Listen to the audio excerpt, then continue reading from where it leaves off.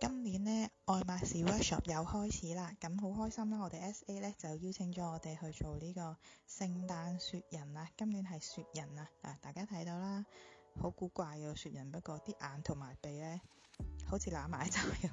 不過 anyways 啦，咁都去感受下啦。咁工作人員準備好啦，咁啲凳呢就好似手袋盒咁嘅，咁啊唔使多講啦，咁就工作人員即係10秒已經可以講晒係點整，因為你係自己都係黐翻啲眼耳口鼻咁樣咯。咁唯一可以即係一講嘅就係佢有2粒好似 Hermes 嘅鈕啦，咁你可以愛嚟做佢隻眼啊，或者面珠燈啊咁樣，就比較有代表性啦。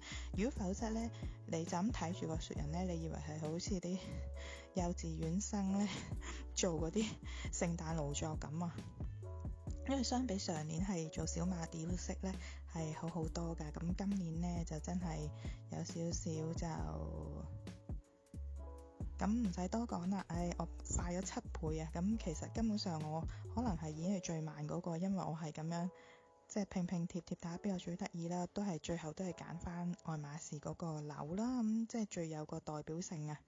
做完啦，幾快嗱，咁呢個就係我嘅完成作品。咁之後就去咗飲翻個下午茶啦。咁就另外一題就有一個pouch 係送俾我哋嘅，咁裏邊都有個馬鞍嘅飾物啦，你可以自己發揮啦，愛嚟做呢個飾物啊，或者係吊飾啦，咁都 OK 嘅。咁可以有2個袋仔，你可以用下咯。